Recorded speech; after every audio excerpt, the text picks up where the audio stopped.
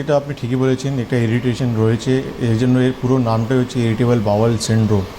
Means আপনি যখন বাথরুমে যাচ্ছেন, যখন আপনি একটা মানে কল পাচ্ছেন, আপনি যখন বাথরুমে যাচ্ছেন, তো আপনি এটা জানবেন, মানে এটা আপনি জানবেন না যে কী ধরনের স্টুল আপনি পাস করবেন। এটা কনস্টিপেটেড হতে পারে, এটা আপনার লুজ স্টুল হতে পারে, বা আপনার মিক্স স্টুল হতে পারে। তো এই জন্য একে বলা হয়েছে ইরিটেবল বাওয়েল সিনড্রোম, যে আপনি খাবার খেলে আর খেয়ে কিন্তু ইমিডিয়েটলি আপনাকে বাথরুমের দিকে দৌড়াতে হয়। একেই কিন্তু একটা মানে ইরিটেবল বাওয়েল সিনড্রোম রোগটা বলা হয়েছে। সেক্ষেত্রে স্টুল পাস করাটা তো আমাদের প্রত্যেকেরই, মানে আমাদের পুরো লাইফস্টাইলটার মধ্যেই পড়ে। আমাদের ভেতরের অঙ্গ প্রত্যঙ্গগুলো কাজ করছে খুব স্বাভাবিকভাবেই, যা কিছু বজ্র তা কিছু আমাদের দেহ থেকে বেরিয়ে যাচ্ছে। কিন্তু এই আইবিএস কেন হয়?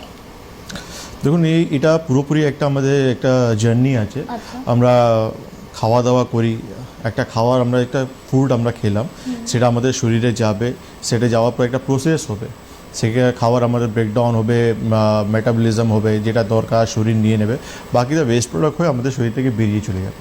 তো যারা হেলদি পারসন তাদের কিন্তু এই মানে প্রসেসটা খুব সুন্দর স্মুথলি হয়। আচ্ছা। যারা কিন্তু এই আইবিএস মতন রোগে আক্রান্ত হয়ে যায়, তাদের কিন্তু এই প্রসেসেই কিন্তু ডিসব্যালেন্স চলে আসে। আয়ুর্বেদে কি খুব সুন্দর একটা রোগের সঙ্গে কোরিলেট করছে, সেটা বলছে গ্রহণী রোগ। গ্রহণী আয়ুর্বেদে একটা জায়গার নাম বলছে, মানে যেখানে আমাদের খাওয়া দাওয়া একটা প্রসেস হয়, যে জায়গায় আমাদের খাবারগুলো আসে সেই জায়গায় কিন্তু খাবারগুলো প্রসেস হয়, আমাদের খাবারগুলো ঠিকঠাক হজম হয়, এইসব কাজগুলো সেখানে হয়। সেখানে আমাদের অগ্নি, যেটা আমাদের আয়ুর্বেদে একে ডাইজেস্টিভ ফায়ার বলা হয়েছে, তো ওখানে এই অগ্নিটাও থাকে। তো আলটিমেটলি যখন অগ্নি ঠিকঠাক আমাদের শরীরে ফাংশন করে, তো আমরা যা কিছু খাই তাকে ভালো করে সেই অগ্নি ডাইজেস্ট করে সে ফরওয়ার্ড প্রসেসে পাঠিয়ে দেয়। কেন সিস্টেমটা হচ্ছে ডাউনওয়ার্ড প্রসেসে। আমি খেলাম, আমাদের পেটে আসলো, সে আলটিমেটলি ডাইজেস্ট হবে, তখন স্মল ইন্টেস্টাইন, বিগ ইন্টেস্টাইন শরীর থেকে বেরিয়ে চলে যায়। কিন্তু এইটাই যখন প্রসেসটা হয় না, আলটিমেটলি সেই খাবারগুলো ওখানে থেকে যায়, তখনই কিন্তু এই রোগটাকে আমরা বলি গ্রহণী রোগ। মানে ওই জায়গায় কিন্তু প্রসেসটা ঠিকঠাক হচ্ছে না, বা ফাংশনটা ঠিকঠাক হচ্ছে